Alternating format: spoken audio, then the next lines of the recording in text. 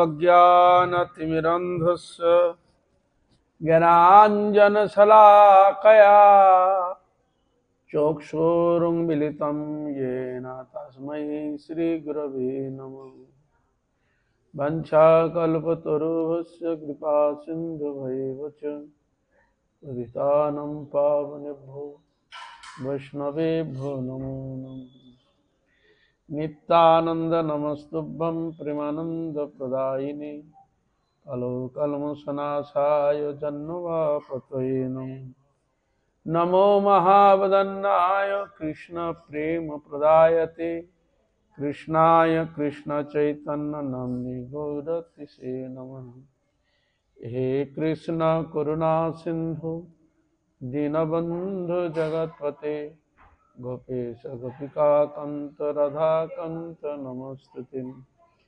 प्राप्त कंचन गौरांगी राधे वृंदावनेश्वरी वृषभानुसुते देवी प्रणमामि हरिप्रिये। वृंदावै तुलसी वै प्रिया वै केशवस्य च कृष्ण भक्ति प्रदे देवी सत्यवत्यै नमो नमः। नारायणं नमस्कृत्य नरं चैव नरोत्तमं देवीं सरस्वतीं व्यासं ततो जयमुदीरये। तमादिदेवं करुणानिधानं तमालवर्णं सुहितावतारम् अपार संसारसमुद्रसेतुं भजामहे भागवतस्वरूपम्। हरे कृष्ण कृष्ण कृष्ण हरे हरे हरे राम राम राम हरे हरे। যাহার করুণায় ভগবত করুণা লাভ হয় সেই পরমারাত্ম জগৎশীল ভক্তি বেদান্ত বাউন গোস্বাই গুরু মহারাজ পটক গোস্বাই গুরু মহারাজ শিল ভক্তি প্রজ্ঞান কেশব গোস্বাই ঠাকুর সপার্ষদ প্রভুপাদ সপরিকর গৌর নিত্যানন্দ সপার্ষদ রাধা বিনোদ রাধা শমসুল রাধা দামোদর যুগ গিরাজ মহারাজ জগন্নাথ ভগবতার যুগন তদীয় পরিকর বৃন্দ গঙ্গা যমুনা তুলসী মহারানী ভক্তি দেবী ভক্তি শাস্ত্র যে চরণ কমলাধমের ভক্তিপূর্ণ অনন্ত অনন্ত করে ষষ্ঠম দণ্ডবত আশীর্বাদ প্রার্থনা করি। পরম পূজনীয় বৈষ্ণব বৃন্দ উপস্থিত শ্রী শ্রী হরিকথা শ্রবণ পাশ ভক্তবৃন্দ সকলের চরণীয় ধর্মের যথাযোগ্য দণ্ডবত জ্ঞাপন পূর্বক আপনাদের হইতে কৃপা আশীর্বাদ প্রার্থনা করি। আপনারা কৃপা করুন, আশীর্বাদ করুন যেন নিত্যকাল হরিগুরু বৈষ্ণবের মহিমা গুণগান কীর্তন করে আমার নরাধম পাপিষ্ঠ জনকে যেন আমি ধন্য করতে পারি। হইয়াছেন হইবেন প্রভুর যত দাস সবার চরণ বন্ধ। জয় শ্রী রাধা মাধব রাধা দামোদর জয় হরিগুরু বৈষ্ণব কি জয়, সংকীর্তন কি জয়, আজকের আনন্দ কি জয়।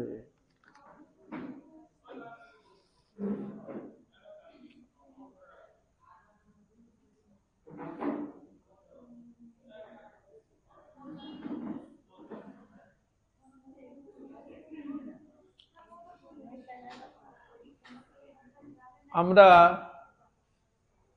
শিল বিশ্বনাথ চক্রবর্তী পাদ বিরচিত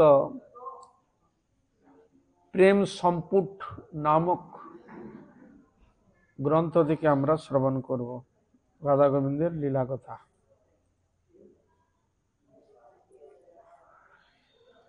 প্রীতির একটি অসাধারণ স্বভাব।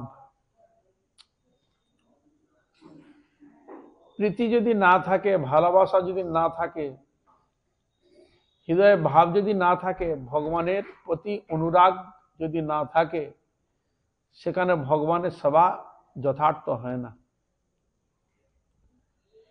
প্রীতি ভালোবাসা একটা এমন জিনিস যার মধ্যে কোনো মলিনতা, কোনো বস্তু দূষিত থাকবে না, একবার শুদ্ধ প্রেম। সসুখ বাসনা সম্পূর্ণ ত্যাগ করে একমাত্র ভগবত প্রীতি বিধানে আত্মসমর্পণ। তিনি আমাকে কৃপা করুক ছাই না করুক, তার প্রতি যে অনুরাগ অটুট, সেটা কোনোদিন ভাগবে না, শিথিল হবে না। শত শত বাধা বিপত্তি এলেও সকল বাধাকে অতিক্রম করে সে প্রেম ভাব রাজ্যের মধ্যে সে আবদ্ধ হয়। তাই কৃষ্ণ লীলার হলো মূল রহস্য গুণ হচ্ছে এই।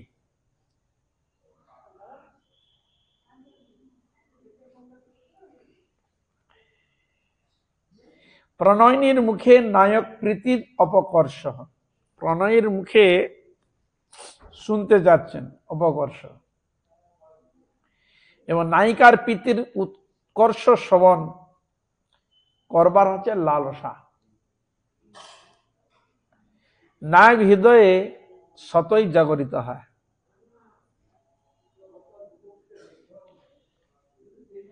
তাই রসাস্বাদ লম্পট শ্রীকৃষ্ণ সেই স্বভাব বসে কোনো এক দিবসে প্রাতকালে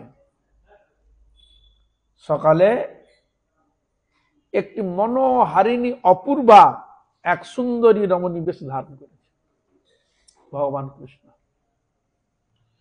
ওই রসের উৎকর্ষকে জানবার জন্য, বুঝবার জন্য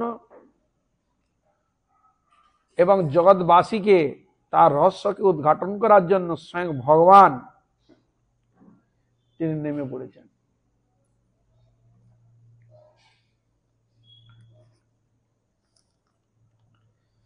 তিনি শ্রীমতীর বৃষভানন্দিনী শ্রী রাধিকার গৃহে প্রাঙ্গণে উপস্থিত হইলেন। ভগবান শ্রীকৃষ্ণ গোপীবেশ ধারণ করে বৃষভানন্দিনী সে রাধারানী গৃহের সামনে গিয়ে উপস্থিত,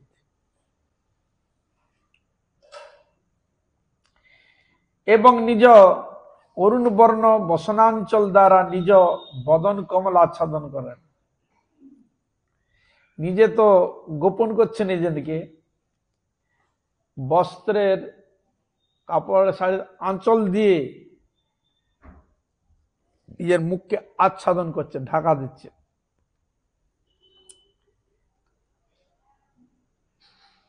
তিনি নয়ন যুগল অবনত পূর্বক সহসা তথায় দাঁড়াইলেন। শ্রী রাজ রজনীতে কালিন্দী ততস্থ গোপী সভায় ভগবান বলেছেন, ন পারেহং নিরবদ্ধ সংযুতাম। এই শ্লোকে এই রীতি মূলধ্বনি উঠিয়াছিল। এই প্রেম সম্পূর্ণ গ্রন্থ সেই ধ্বনিরই প্রতিধ্বনি বিশেষ। তা নিঃসংকোচ ভাবে প্রাণ উত্থত গর্মময় ভাবাবেশে শ্রবণের লালসাতে শ্রীকৃষ্ণের স্থলে রমণী বেশ অঙ্গীকারের অভিপ্রায় জানাবার জন্য অভিপ্রায় কৃষ্ণের।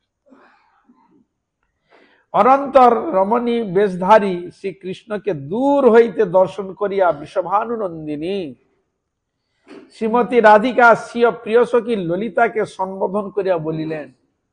কৃষ্ণ তো ওখানে দাঁড়িয়ে আছে, আর ললিতাকে দেখে কৃষ্ণ রাধারানী বলছে, ওই সখী ললিতে, দেখো দেখো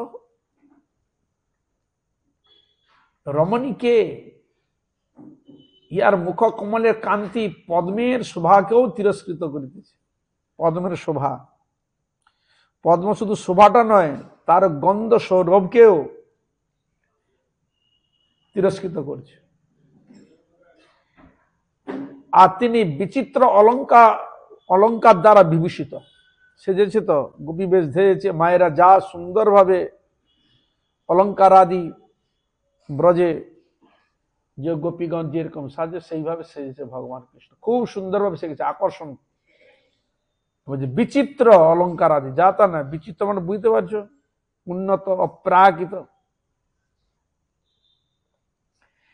স্বীয় শ্যামাঙ্গ কান্তির ছটায় আমার গৃহ প্রাঙ্গণ উদ্ভাসিত হয়েছে। সে গোপীর অলঙ্কার তো পড়েছে, কৃষ্ণর একে অঙ্গের জ্যোতি গোপীর বেরিয়েছে, আবার অলঙ্কারের সঙ্গে মিশ্রিত হয়ে সেটা ছটা বেরিয়েছে, আলোকিত হয়ে গেছে। রাধারানী জিজ্ঞাসা করছে, ছটায় আমার গৃহ প্রাঙ্গণ উদ্ভাসিত করিতেছেন, মনে হয় যেন সমগ্র ভবন ইন্দ্রনীলমণি মণ্ডিত হইয়া গিয়াছে। ইন্দ্রনীলমণি খুব জ্বলে, শোভা পাইতেছে। তদন্তর ললিতা ও বিশাখা নিজ সখী রাধিকার বাক্য শ্রবণ করলেন, দুইজন শ্রবণ করলেন, ললিতা এবং বিশাখা দুইজন রয়েছে। অতি শীঘ্র নারী বেশধারী কৃষ্ণের সম্মুখে গমন করত বলিলেন। এই দুজন ওখানে গমন করেছে, কাছে গিয়েছে। ওই কৃষ্ণদরী তুমি কে? প্রশ্ন করছেন কৃষ্ণকে। কোথা হইতে আসিয়াছ? এ স্থানে আগমনেরই বা তোমার প্রয়োজন কি?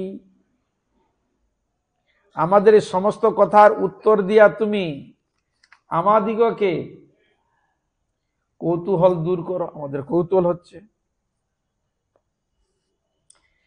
কিন্তু সমাগতা সেই রমণী তাদের বাক্যের কোনোই প্রত্যুত্তর প্রদান করিলে না। কৃষ্ণ কোনো কথা বলে না, চুপচাপ দাঁড়িয়ে আছে, কোনো কথা বলছে না। সখীগণের বাক্যে রমণীকে নিরুক্তা দেখিয়া রাধিকাও কৌতূহল বসত, আর কৌতূহল বেশিছে, কথা বলছে, জিজ্ঞাসা করছে, কোনো কথা উত্তর দিচ্ছে না, চুপ করে দাঁড়িয়ে আছে। আর কৌতূহল হয়েছে, স্বাভাবিক হওয়াটা স্বাভাবিক। মনে মনে বিতর্ক করিতে করিতে কৃষ্ণ সমীপে গমন পূর্বক জিজ্ঞাসা করিলেন, সুন্দরী। মনের মধ্যে তর্ক বিতর্ক জিনিসটা উঠেছে, স্বাভাবিক। সামনে এসে উপস্থিত হয়েছে, জিজ্ঞাসা, ও সুন্দরী তুমি কে? তোমার অঙ্গ শোভা আমাদের চিত্তকে অপহরণ করিতেছে। বলে, তুমি যেরকম সেজে এসছো, তোমাকে দেখে আমার চিত্ত হরণ হয়ে গেছে। আর ভগবান তো স্বয়ং জগৎ জীবকে মন হরণ করছে, পশু পাখি কীট পতঙ্গে, এটা তার লীলা।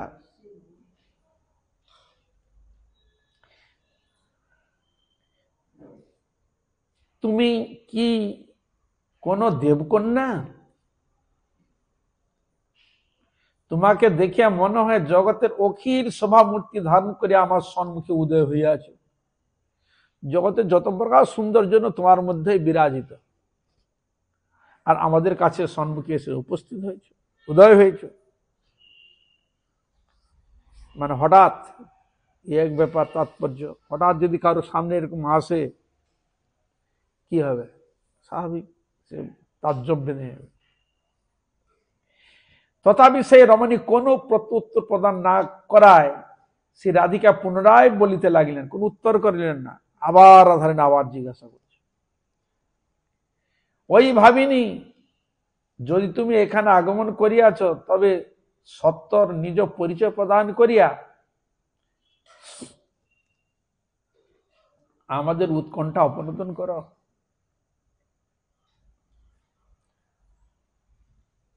ওই লজ্জাশীলে এমন ভাবে দাঁড়িয়েছে যেন লজ্জা পেয়ে গেছে, এরকম ভাব নিয়ে দাঁড়িয়েছে ভগবান। এর মধ্যে ওই লজ্জাশীলে, শীল মানে আচার, আমাদের নিকট তোমার লজ্জা বা শঙ্কার কোনোই কারণ নেই, কারণ তুমি গোপী স্ত্রী জাতি, আমিও স্ত্রী জাতি, লজ্জার কোন ইয়ে নাই। আমাদিকে তোমার অন্তরঙ্গা সখী বলিয়াই জানিও। একবার একটু ভিতরে প্রবেশ করতে যাচ্ছেন, তুমি জানিও, হ্যাঁ আমি তোমার অন্তরঙ্গ সখী বলিয়াই জানিও। আর কৃষ্ণ একটা পয়েন্ট পেয়ে গেল, ভালো সুন্দর।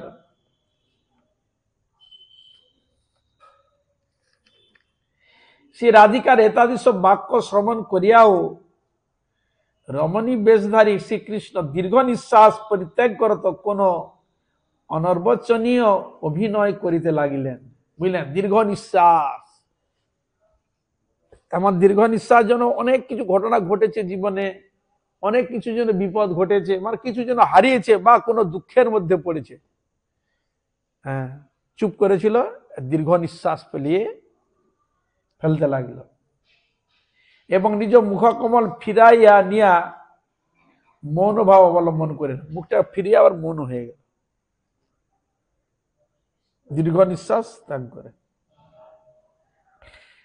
শ্রী রাধিকা রমণীর এই অবস্থা দেখিয়া পুনরায় বলিতে লাগিলেন, সুন্দরী, নিশ্চয় তোমার হৃদয়ে কোনো বেদনা আছে বলিয়া আমার মনে হইতেছে, কোনো দুঃখ আছে মনে ভিতর, না এরকম হায় উতাস করছে, ভিতর দীর্ঘ শ্বাস ফেলাচ্ছ।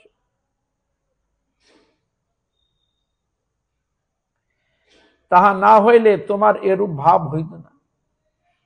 বোঝা যাচ্ছে তুমি খুব দুঃখিত। হে পদ্মাননে, তোমার সেই বেদনার কথা আমার নিকটে অকপটে প্রকাশ করিয়া বলো। বললেন, নিঃসংকোচে আমার কাছে বলো, খুলে বলো, কোনো গোপন রাখবে না। তুমি আমাকে সম্পূর্ণ বিশ্বাস করো। রাধারানী বলছে, আমাকে তো সম্পূর্ণ বিশ্বাস করতে পারো। আর ওইটাই তো উনি চায়, সেই জন্য তো উনার আশা। শুনতে চাচ্ছেন তার মুখে গোপন করে এসে কৃষ্ণের প্রতি তার কিরকম অনুরাগ, তার প্রীতি ভালোবাসাটা কিরকম, নিজের এটাকে বুঝার জন্য কথা বলছে না। দেখুন ঘটনাটা, তোমার দুঃখের প্রতিবিধানের নিমিত্ত আমি যথাসাধ্য চেষ্টা করিতে ত্রুটি করিব না। তাহলে আরো বন্ধুত্ব হয়ে গেল। তোমার যদি কোনো দুঃখ কষ্ট কিছু থাকে, তাহলে প্রতিকার করার জন্য আমি চেষ্টা করব, তাহলে আরো আত্মীয়তা আরো গাঢ়ত্ব হয়ে গেল।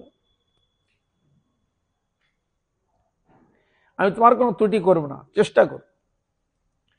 বিশেষত আন্তরিক বিষাদরূপ ব্রণের পরিপাক জন্য অসহনীয় যাতনা অন্তরঙ্গ সুহৃদের নিকট প্রকাশ করিলে সে বেদনার উপশম হইয়া থাকে।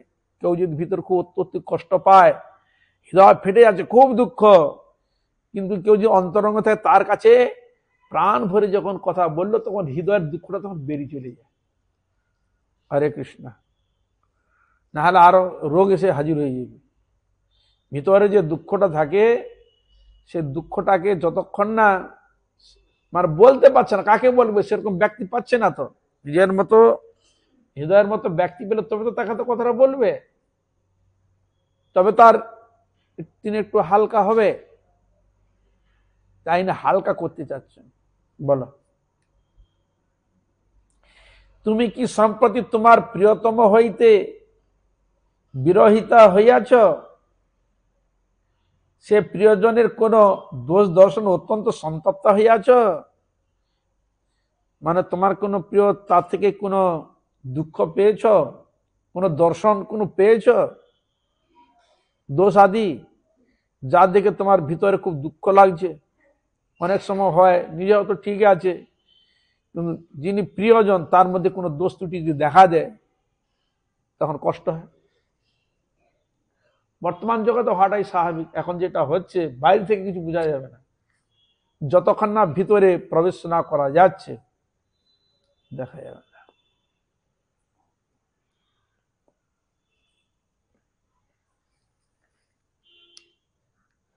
অথবা কোনো গুরুতর অপরাধ করিয়াছ, কোন গুরুতর অপরাধ করেছ, যার জন্য তোমার প্রতি তোমার প্রিয়তমের প্রীতিভঙ্গ হইবে, বা কোনো দোষ করেছ যার জন্য তোমাকে প্রিয়তমের প্রীতিভঙ্গ হয়েছে, এই আশঙ্কায় ভীতা হইতেছ। কিংবা তুমি নিজে কোনো অন্যায় করো নাই,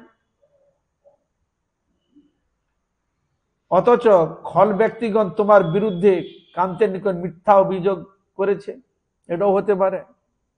হরে কৃষ্ণ। এই জগতে এটাও দেখা যায়, কোন খল ব্যক্তি মেনও আছে, কোন মিথ্যা কথা রটিয়ে দিয়ে অভিযোগ করতে পারে, নষ্ট করবার জন্য চেষ্টা করে। তোর জন্যই কি তুমি ব্যথিত হইতেছ? কিংবা যিনি তোমাকে বিবাহ করিয়াছেন তিনি মন্দ বা দুর্ভাগা বলিয়া তোমার অনভিপ্রেত অতএব তুমি তাহার প্রতি ঘৃণাভাব পোষণ করিতেছ। এটাও পোষণ করলেন যে তুমি যাকে বিবাহ করেছ তিনি কি মন্দ বা দুর্ভাগা বলিয়া তোমার অনভিপ্রেত, অতএব তুমি তাহার প্রতি ঘৃণাভাব পোষণ করেছ।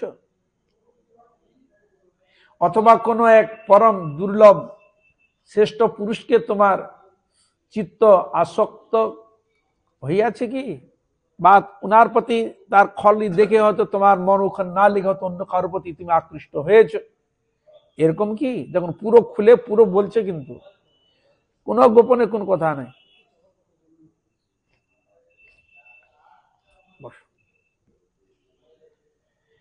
তোমার চিত্ত আসক্ত হইয়াছে কি?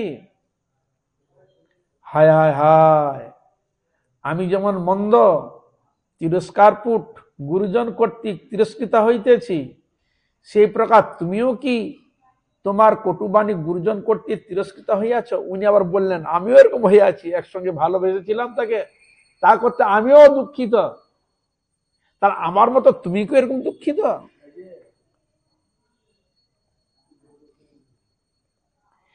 এবং সেই হেতু কি তুমি এই প্রকার শোকার্ত হইতেছ? আমি যেমন শোকার্ত দুঃখ পাচ্ছি সেরকম তুমি কি হইয়াছ? রমণী বেশধারী শ্রীকৃষ্ণকে তথাপি নীরব দেখিয়া রাধিকা আরো নানা প্রকার আশঙ্কা করিয়া প্রশ্ন করিতে লাগিলেন। তিনি বললেন ওই সুন্দরী এই যে কথা বলে যে একটা কোনো উত্তর দিচ্ছেন, চুপচাপ শুনছে। রাধারানী কি বলছে শুনছে, একটা কথা কোনো উত্তর করছে না।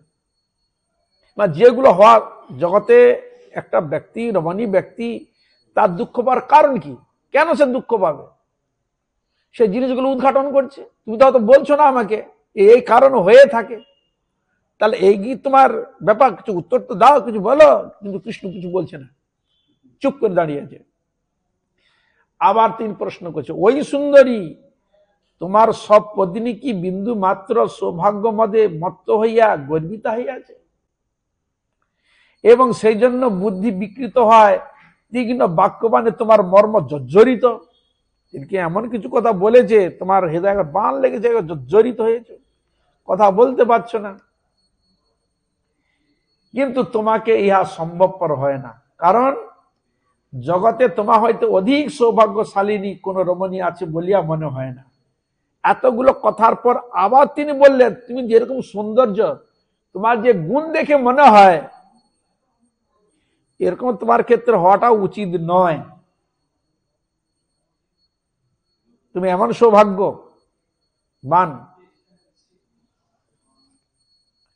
অতএব তোমার কোনো সপত্নী থাকিবার সম্ভাবনা নাই, কারণ কোন স্বামী তোমার তুল্য সর্ব সদ্গুণ সম্পন্না স্ত্রীকে পরিত্যাগ করিয়া অন্য স্ত্রীকে বিবাহ করিবে।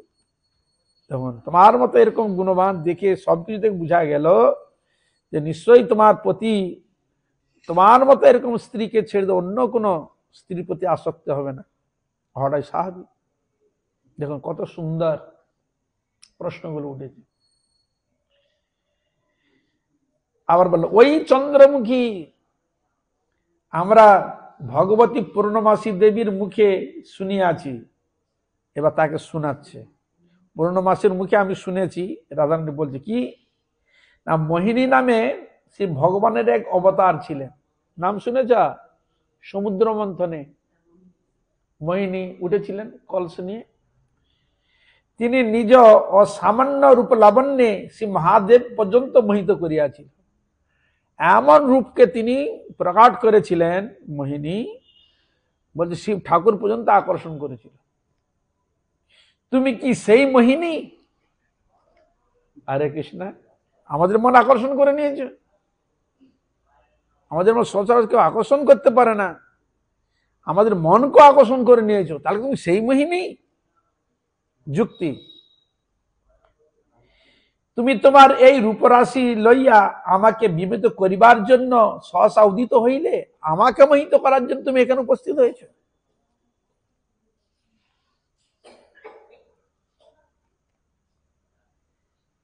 তাহা আমাদের নিকট বলো। সেই সময়ে তুমি মহাদেবকে বিমোহিত করিয়াছিলে সত্য, কিন্তু তুমি নিজে মুগ্ধা হও নাই। তুমি মুগ্ধ করেছিলে, কিন্তু তুমি মুগ্ধ হও নাই। হরে কৃষ্ণ। হ্যাঁ, মুগ্ধ উভয়কে মুগ্ধ করে। তো এখানে দেখে বুঝছেন যে ভালোবাসা কখনো উভয়ের প্রতি স্নেহ আকর্ষণ থাকলে তোমার তো ভালোবাসাটা আর গ্রাত্য হয়, কিন্তু তোমাকে দেখে মোহিত হচ্ছে, তুমি কিন্তু তার প্রতি মোহিত নাই। হরে কৃষ্ণ। কিন্তু সম্প্রতি তোমার কটাক্ষ বাণে বিদ্ধ হইয়া হরি যদি তোমার প্রতি কটাক্ষ নিক্ষেপ করেন, তা হইলে তুমিও পর্যন্ত মুগ্ধ হইয়া পড়িবে।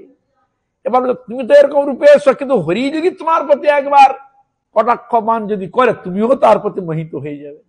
এর দ্বারা ইনি কি বুঝাতে যাচ্ছেন? আমিও এরকম ব্যক্তিকে ভালোবেসেছিলাম, হরে কৃষ্ণ, আমিও মোহিত এই জ্বালায় পড়েছি। তা এরকম সে হরির পাল্লায় যদি পড়ো, তুমিও মোহিত হয়ে যাবে। অর্থাৎ তোমারও আমাদের নাগরেন্দ্র চূড়ামণি কৃষ্ণের উভয়েরই রূপের তুলনা নাই। দুজনের তুলনার প্রশংসা করলেন। যৎ দর্শনে তোমরা আত্মগাম্ভীর্য বন্ধন উল্লঙ্ঘন করিয়া পরস্পরের রূপে আকৃষ্ট হইবে, এই প্রকারে তোমাদিগকে পরস্পরের মনে একটি অপূর্ব কৌতুক রসের আবির্ভাব হইবে। এই প্রকার উৎসুক চিত্তে সে রাধিকার সে মুখ পদ্ম খরিত মধুর বাক্য সুধা পান করিতে করিতে দিবাঙ্গনা বেশধারী শ্রীকৃষ্ণের চিত্তে এক জাতীয় রসে আস্বাদন হইতে লাগিল। বাহ, তার মুখে সব শুনে যাচ্ছে, কিন্তু বলছেন তার এই সব দেখে রাধারানীর কৃষ্ণের তার ভিতরে আরো রসের এক ভাব প্রকট হতে লাগলো। এই আস্বাদনের অনুভব স্বরূপ তাহার শ্রীঅঙ্গে যে রোমাঞ্চ প্রকাশ পাইতেছিল, তাহা গোপন করিবার জন্য তিনি নিজ উত্তীর্ণ বস্ত্র দ্বারা সর্বাঙ্গ আচ্ছাদন করিতেছিলেন। তিনি এই রাধারানীর শ্রীমুখে যখন ভাব শুনছে না, তার ভিতরে এমন রয়েছে, তখন গোপন করে রাখতে চেষ্টা করছে। কতক্ষণ থাকবে, নিজেকে কতক্ষণ গোপন করে রাখবে? রাধারানীর তার যে সামনে রূপের যে ছটা, তার যে বাক্যের ভঙ্গিমাতে ভিতরের মধ্যে তো রসের টকমক হাবুবু হচ্ছে, ভাবে ভাবাবিত হয়ে যাচ্ছে, কিন্তু দেখাবে কতক্ষণ? চুপ করে থাকবে। এবং মাঝে মাঝে নিজেকে আচ্ছাদন করে নিচ্ছে, যদি চিনে ফেলে, এটাও একটা ব্যাপার আছে। শ্রী রাধিকা তাহাকে গাত্র আবরণ করিতে দেখিয়া দৈহিক ব্যাধির অনুমান করত বলিতে লাগিল, ওই সখী, তুমি কি তোমার দেহে কোনো ব্যাধি অনুভব করিতেছ? কোন দেহে কোনো ব্যাধি? তোমার বক্ষে, পৃষ্ঠে অথবা মস্তকে কি ব্যথা হইয়াছে? তোমার বুকে বা মাথায় কি কোনো ব্যথা অনুভব করছো? শ্রী রাধিকা এই রূপে তাহার ব্যাধি অনুমান করত সখী বিষা কাকে বললেন। রাধান বিষা কাকে বলছে? সখী বিষাকে, তোমার পূজনীয় পিতৃদেব আমার প্রতি বাৎসল্যবশত সকল ব্যাধি বিনাশক যে বহুমূল্য তৈল আমাকে পাঠিয়ে দিয়াছেন, তাহা গৃহ মধ্যে রহিয়াছে, সত্তর আনয়ন করিয়া তার সর্বাঙ্গে তাহা মর্দন করো। বুঝলেন? হরে কৃষ্ণ। আমার ব্যাধি নিবারণের জন্য একটা ওষুধ দিয়েছিল, ওষুধটা এখন আছে, হ্যাঁ, বহুমূল্য গৃহের মধ্যে আছে, তুমি সেটা নিয়ে এসে ও সর্বাঙ্গে লেপন করো, একটু মালিশ টালিশ করে টোরে দাও, তাহলে কথাটাও বলতে পারবে, ব্যথাটাও যাবে। ইহাতে আমার তৈলের সার্থকতা সম্পাদিত হইবে। তাহলে আমারও তেলের সার্থ, এরকম সুন্দর দেবে, এর গাছ একটু নতুন যেটা তৈল দিয়ে যে ইট করা হলো, এটাও একটা আমার তেলের সার্থক। কারণ প্রীতির স্বভাব হচ্ছে এটা হচ্ছে প্রীতির স্বভাব। প্রিয়জন কর্তৃক নিজ বস্তু ব্যবহৃত হইলে সেই বস্তু সার্থক বলে বলিয়া মনে হয়। প্রিয় বস্তুকে যদি দেওয়া যায় তাহলে আরো আনন্দ। প্রিয় বস্তু শব্দ এখানে তো গোপন করে প্রকাশ করছে না, কিন্তু প্রিয়ত্ব কিসের উপর? তার রূপ লাবণ্য, যেন রাধারানীর সঙ্গে তার রূপের লাবণ্য সমস্ত এটা আছে, তাহলে একই রকম এক প্রকার রয়েছে। এই জন্য তার আনন্দ, যে এর মধ্যে একে যদি দেওয়া যায় তাহলে আমারও তেলটা যে আমি রেখেছি এটাও একটা আমার সার্থক। সখী বিশাখে আমি এই নবাগতা সখীকে অতিশয় ভালোবাসি। দেখুন প্রকাশ করে দিলেন, রাধারানী বলেই দিলেন একে আমি ভালো, মানে এই কথা বলতে বলতে ভালোবাসার জন্মে গেছে, ওই জন্য জিনিসগুলো দিচ্ছে। দদাতি প্রতিগৃহ্ণাতি গুজ্জ মাক্ষাতি পৃচ্ছতি ভুংতে ভজইতে চৈব ষড়বিধুং প্রীতি লক্ষণ। দিবে এবং নিবে, এই যে দিল, এই যে বাত কথা চলছে, এত প্রীতির ভাব সঞ্জাত হলো, প্রকাশ হলো, আর দিবার ভাব প্রকট হলো। আর কৃষ্ণ তো আনন্দের ভিতরে, হ্যাঁ আনন্দে। আমার প্রতি পিতার যে স্নেহ, তাহা যেন এই তৈল রূপে মূর্তিমান হইয়া বিরাজ করিতেছে। কারো যে স্নেহ বস্তু সে দেয়, তার স্নেহ প্রীতির ওর মধ্যেই থাকে, বস্তুর মধ্যেই থাকে। অনেকে কেউ বস্ত্র বা কোনো মূল্যবান কোনো জিনিস, কোনো সামগ্রী যদি দেয়, সেই ভালোবাসা প্রীতি স্বরূপ ওই জিনিসটা থেকে যায়। সেটাকে স্পর্শ করলে সেটাকে সুখ অনুভব করবে, দুঃখের জন্য দুঃখ অনুভব, আর সুখ যদি হয় সুখ, উভয় অনুভব করে থাকে।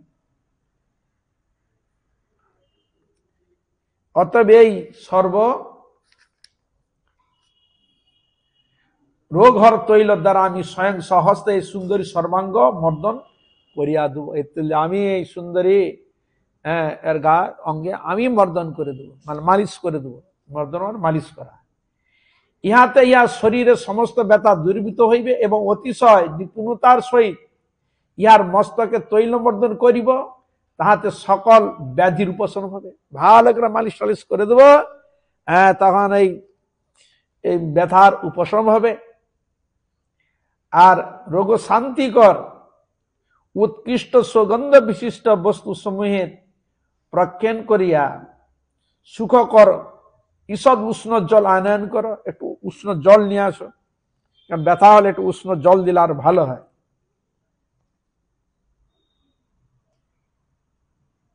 ইহাকে সমগ্ররূপে স্নান করাইয়া আমি ইহার ব্যথা দূর করো, তো মুখ কমন উল্লসিত করি, স্নান টান করে দিবে গরম জলে, তবে ইনি আমার দিকের সহিত কথা বলিবেন। কথা বলছে না, এইগুলো চিকিৎসা করলে, এইগুলো যে লাগালে ব্যথা দূর হবে, তবে আমাদের সঙ্গে কথা বলবে। তাই এখানে থাক, কথা বলুক। এবার আমার যেতে হবে, যে এসে বসে আছে। কি করবো আমি, তাহলে কালকে মাস্টারমশাইকে বসে দেবো।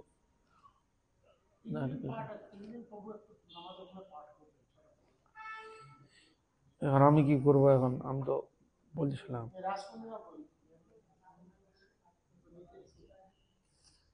মাস্টারমশাই আমি চলে আসো। ও অসুবিধা হচ্ছে আসতে, মানে আর 15 মিনিট।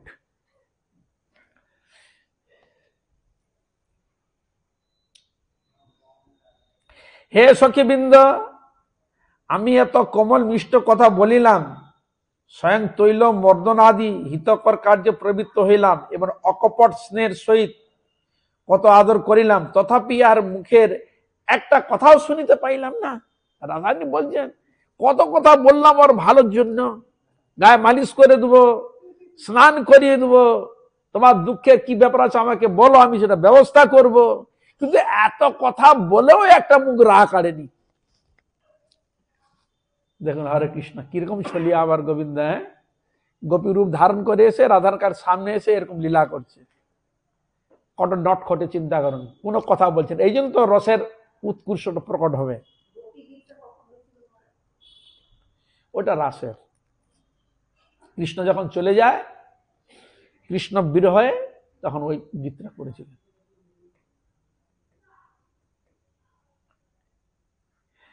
আচ্ছা, এনে তাহলে মহারাজ এখানে ছেড়ে দেবো নাকি?